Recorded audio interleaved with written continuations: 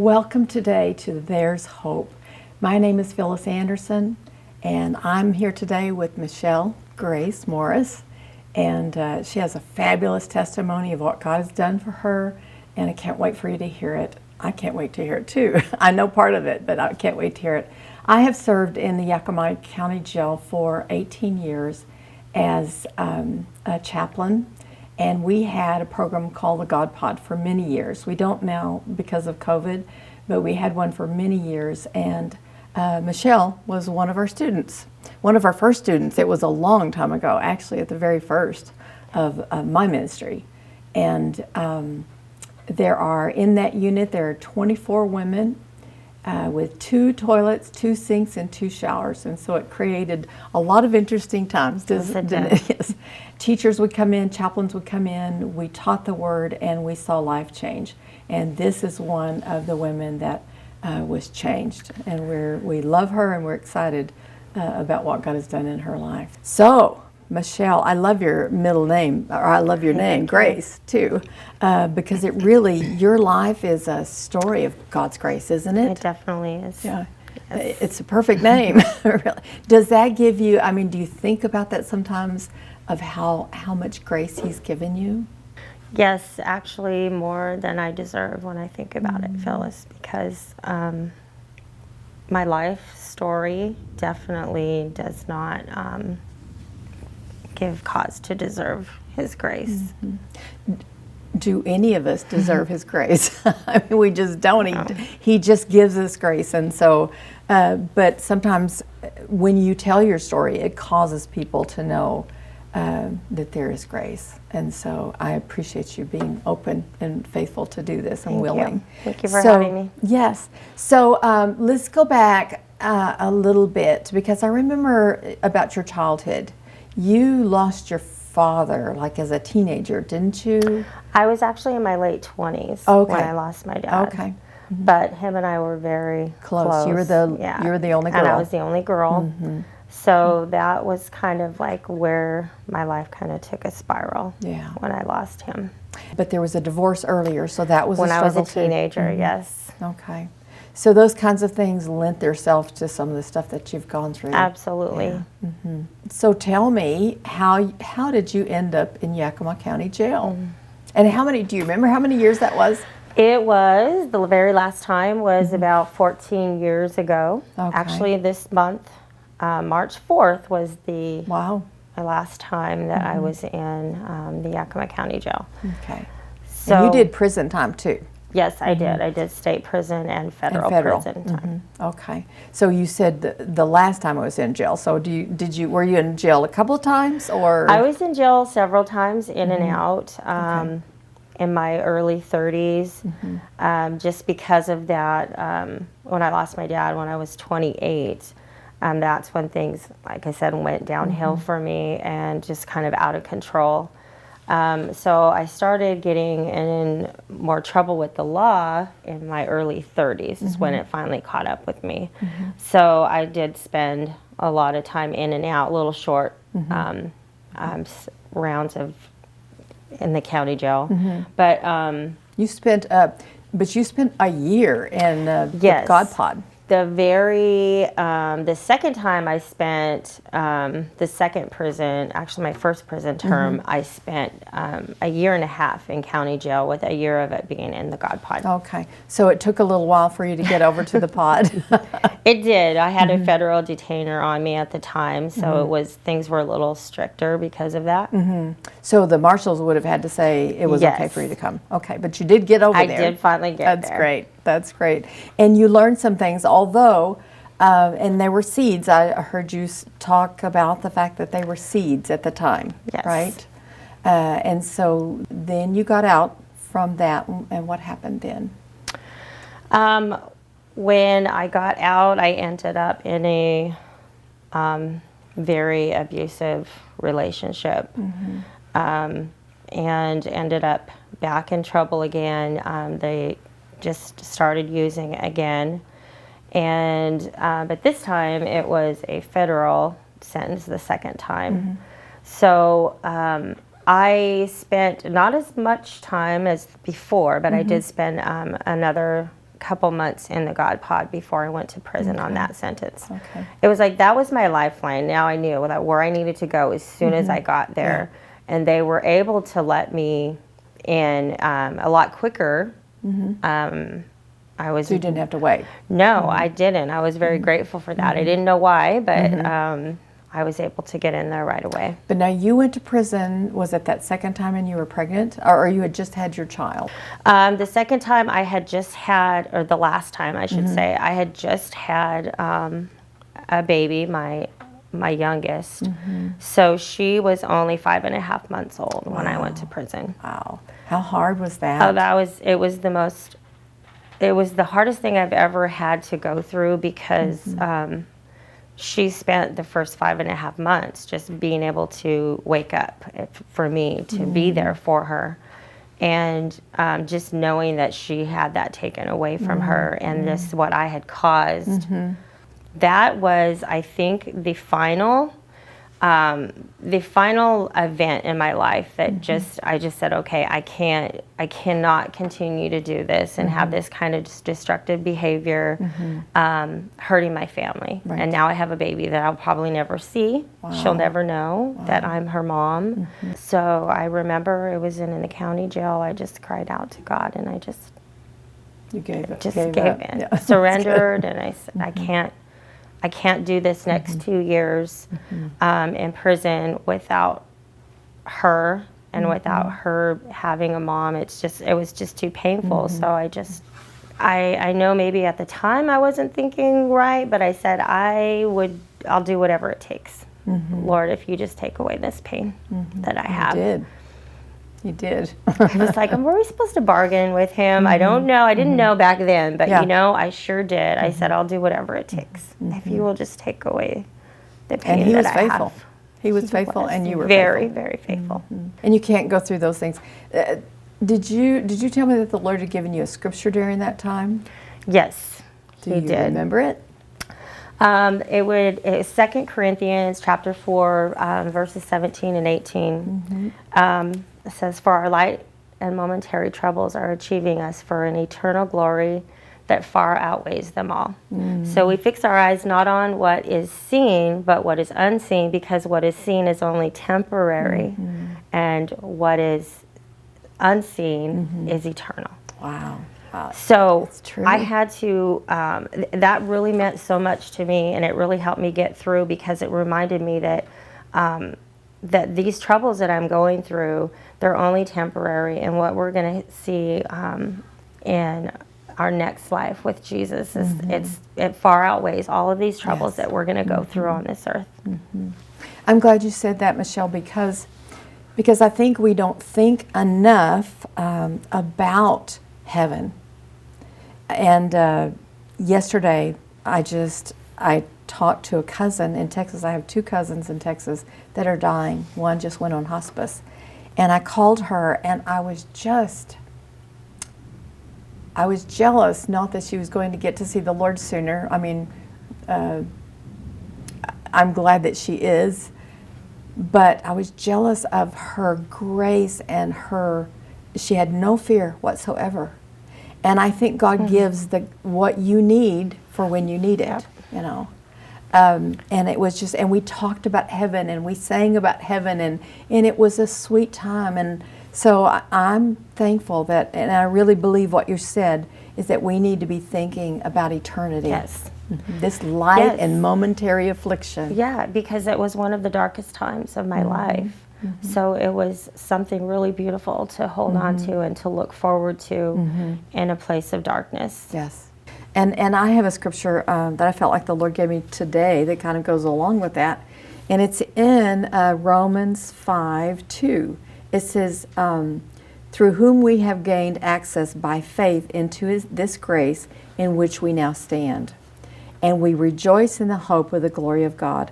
Not only so, but we are also rejoicing in our sufferings, because we know the suffering produces perseverance, perseverance character, and character hope. And hope does not disappoint us, because God has poured out His love into our hearts by the Holy Spirit whom He has given us." And so, we do go through difficult times, but God brings us through, and He's more concerned about our character, really, than He is our comfort, right? Those were hard years that you were in prison, but He gave you comfort, and I would hear from you. Even peace and joy. I know. Where the other inmates would ask me, "What is wrong with you? Where's What's wrong with you? Where's You've this got happiness and this peace coming from?" Wow. So Isn't that cool? just opens the door to It be able does. to let others know where that hope comes from. Exactly. That is so cool. Well, let's fast forward a little because you got out. Do you remember what year you got out? 2009. 2009. So God has done a lot, and you were not only state prison, but you were federal, so you had Yes. federal charges, which mean it's even harder to get work. And so you thought it was just impossible to get work, right? It was. I actually had several doors closed on me. Okay. I had a lot of experience in office work prior to my the time that I started using heavily. So I felt like it was really discouraging because I couldn't get a job at even Bed Bath and Beyond. They were hiring hundreds of employees for a new store, and They said no to you. yeah, every door was closed on me, and so I couldn't understand like everything that I was hearing from the Lord is I'm a new creation. The old is gone and the new has come, but that in the world It didn't fit. they are only looking at what's on paper, and I had several felony charges, and all drug related. So nobody wanted to give me a chance, and I knew that it was because of what I had done and the mistakes and the choices that I made in my life. I remember just coming home after having more doors shut on me. I was so discouraged, and I was really having a pity party for myself, and I just continued to tell myself, you're just a loser. You destroyed your life. You made these bad choices, and now you've just destroyed any chance. So you're listening to the devil, right? Yeah, and I've destroyed every chance of being successful because I am just a drug addict on paper. So I remember being so discouraged, saying all these horrible things about myself, but I went straight to the Word of God, and I opened up the Bible, and I thought, let me just read wherever I open. And I opened up to Acts chapter 10, and it was talking about Peter's vision, but I mean, we know the context of that story, but as I was reading it, I realized how God was actually speaking to me, because Peter was like talking about, he doesn't eat anything unclean. And so his vision was of a sheep being lowered by the four corners of the earth, and it was full of reptiles and birds of the air, unclean things. Right. And God said, Peter, get up, go kill and eat. And he said, surely I won't eat anything like that. And God said, do not call anything impure that I have made clean. Wow. And that spoke directly to me. You still feel it even today, don't you? I still feel it today because it was life-changing for me. For him to remind me, and he used it in such a beautiful way, to remind me that you're not those things. I've made you clean. So don't say those things about yourself anymore. Exactly right. So that was a turning point for me, and I really had to do a lot of soul searching and repenting, asking God to, just to forgive me and to thank you for reminding me who I am, who I am. In Him. Yes, through Him and because of Him. So it didn't take much longer after that I got a phone call that somebody knew somebody at the Union Gospel Mission that needed a receptionist, and if I wanted to apply. And I was like, my goodness, absolutely. And that was even better. I mean, because you got to be in ministry. I was so glad that all those doors got closed, and it was like God was already, He had His hand on that the whole time. He knew exactly where I needed to be, because 12 years later, I'm still at the Union Gospel Mission. Yeah. Tell me some of the jobs, because you've kind of risen in rank too. You've done a lot of different jobs there. So how did you start? So I started out as a part-time receptionist, And you were very good because I would come in and drop off clothes, and you just lit up the room. So it was great. I just loved every part of that because I got to interact with people in our community who donate so faithfully to us, and so it was like an honor to just let them know how grateful we were. But I was only working part-time, and it was within a few months that my husband left, and I was like, well, how are we going to pay bills, and how am I going to do this on part-time income? And about 4 days later, Rick Phillips, he was the director of the Union Gospel Mission. He came and he said, we think you're doing really well. We want to offer you full-time. So again, God's hand on my life, and just made it to where we were able to make it. Yeah. And then I probably was full-time receptionist for, I'm guessing 7 or 8 years until I was asked to work in the finance department, and then also became the office manager while working in the finance department. And then after I was at the mission for 10 years, I think there's something significant about that.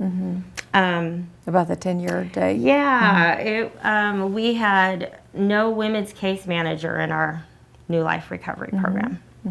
And what is that? What is the New Life Recovery? So the New Life program is a one-year faith-based recovery program. Well, it's 12 to 16 months, just depending on the person.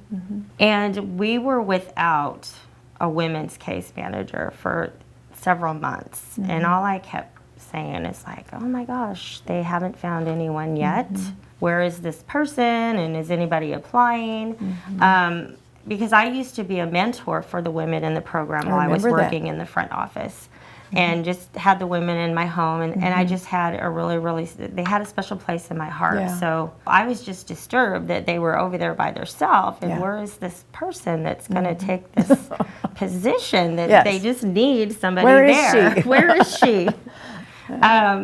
So it was about 1.5 years ago that the Lord told me, it's you.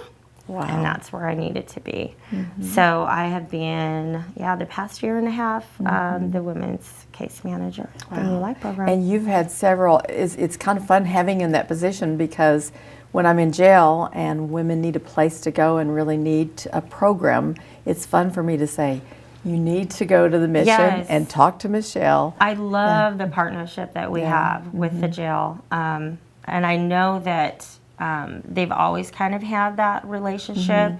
I don't know if there was some disconnect for a few years, but now we are, now that we are kind of in this family together with you and Christy, I feel like we're now, Christy is Chaplain Christy, and so she is teaching. She's one of my volunteers now, which is funny because I used to volunteer for her. Okay. And now she is volunteering for me in the New Life program. Oh, the things that the Lord has done. You've had several graduate since you've been there. So and awesome. We have another graduation this Thursday. We have 3 more graduating. Cool. So when they come in, they probably think you have no idea, because you look really put together, and so right. Oh yes. So they think, well, you have no clue what I've gone through. Sometimes they don't want anything to do with me. Yeah. Most of the time, in the very beginning, they're like, what do you know about my life and what I'm going through? So it takes having that time to talk to them and just to let them know, I do know what you're going through, and I care a lot about what you're going through. I know you love those girls. I absolutely love them. That's so cool. Well, you're in the right place, that is for sure. And God has brought you there. And when I think about the positions that you've had in the natural or in the world, they wouldn't have let you mess with money. I know, exactly. You couldn't have been in finances, or you couldn't have been any of those things, because they couldn't trust you, or they wouldn't have trusted you with the charges that you had. And so look what God has done. I know. It was pretty amazing in my interview. I will never forget. At first, when you first got hired? Yeah, when I first got hired, Rick Phillips told me, I don't care about your past, I care about who you are today. And that really touched my heart, because every other place I had been in months before, they were not thinking that. They were thinking, oh, we only care about your past. Wow. I really believe that there's probably people looking at this and watching this today and saying, I can't get work, I've done this, I've done that. And would you have anything to say to them about that? I mean, because you've experienced that, and look what God has done. Oh, I would say trust in the Lord, but have faith in yourself as well, because I'm no different. I'm not any better than anyone who has gone through and struggled with addiction. So I would say to just stay encouraged, because God will open the door, because there's that perfect job for you. And I felt like if all those doors hadn't have been closed on me, I wouldn't be where I'm at today. That's true. That's true. God does those. It's almost like He steers us, Yes. Which is awesome. Yeah, that is so good. So I believe people are going to be encouraged today with what God has done in you. And there's a waiting period there, and there's a time of trusting, even when you don't see Yes. something. So we need to be faithful in that and trust God, not what you see. In fact, it was that very first scripture that you talked about. So now I understand that you said that partway through your position at jail, your husband left, or that situation broke. And so I know that had to have been hard. You have a little girl. And but what has God done now? Well, since I had to fight for custody when my husband left, I just knew there was absolutely no way that I would be able to fight for her, but I wanted to at least fight for visitation rights. You feel like because of your record? Because of my record, and I was gone the first 2 years of her life in prison. Yeah. Didn't look good. So, yeah, it didn't look good, but it was a custody trial, and God gave me favor, and I ended up I was there. I remember it. Yes. And that was just the favor of God. It was. Because I was given full custody of my daughter, and she's been with me ever since. She's 14 years old now. And Beautiful. Just amazing girl. But, I mean, God will fight for us. I mean, that's the cool thing about it. And He's the one that does the battle. So, are you remarried? I am. You have an interesting story. Tell me that story, because it's very interesting. I met my husband at work. He actually came through the Men's New Life program, graduated from the program, but as staff, there's no mingling of staff and program. And Makes so sense. I was really, really upset at the time that he was telling other people that I was going to be his wife. And so I had to call in a third party to have a conversation with him to tell him, you need to stop saying things like that. That's ridiculous, and you need to stop. So he ended up graduating, and now he was hired by the Union Gospel Mission as soon as he graduated. So now he's my coworker. And after about a year of being my coworker, I'm almost embarrassed to say this, but I ended up, because my divorce was final, I'd been single for so long, I got myself on christianmingle.com and answered all of those questions, and Hundreds of them. And one day I opened up my account, and it's flashing 100% match with Morris D. Mark. And I'm like, oh my gosh, that's that guy, that's him. So I closed my account immediately. I'm like, I am done with this. I don't know what they're talking about. Did he rig this? Yes, but long story short, he ended up still in my heart, and after going out one time, and we were married about 6 months later. So we've been married now for about 6.5 years. And didn't you have a qualification that there had to be? Did he? And he. Oh, because he was still living at the mission and working. And I told him when he first he asked me out after we were working together for a year, and I said, "Well, I will not date anyone who lives at the mission and works at the mission." So within 3 weeks, he moved out and he got a different job. So that is kind of what prompted me to go ahead and take the date, because I felt like, well, he's gone through all of this. I guess I'll give him a chance. And like I said, we were married 6 months later. Wow, wow. 100% match. 100% match. I didn't even think that was It's- possible. I would be afraid to put Right. my husband and I do those questions because they probably say you need See to how get a far divorce. You know, it's that, what do they say? I can't get along with them because they're just like me. And then I can't get along with them because we're not like, enough like. So really it has to do with God helping Yeah. you in your marriage. And he's done that, and he does To that. direct so. me to a man of God, yes. For the first time, that is Yeah. what I did as far as looking for in a marriage and as a husband. Now, God has used you in your church as well. You've had some positions in your church? I was worship leader for a while until COVID. We always Okay. talk about COVID happened. It's just one of those phrases now. Yes, COVID happened. happened. And when the churches started closing their doors, it's kind of like I took a sabbatical from that. But yes, I started out doing children's ministry, and then went into the worship team, and then became worship leader. Wow, wow. You know, I think about your life, and I just think transformation. I mean, it's just transform. And your name, Grace, is perfect because God has just done such a work in you. That it's a work of grace, and you're perfect for this job in all kinds of ways, because you can say, I've been there. I have been an addict. In fact, you were an addict how many years? Do you remember? Oh, over 10 years. Over 10 years. And it wasn't just something mild either. No. Nope. It was Every day, all day. Yeah. And a lot of people don't realize just what it takes, what it requires to make that kind of money and make that work. It's hard. Yeah. It's hard, and it's hard on your family. And yet your mother she prayed for you, didn't she? Yes.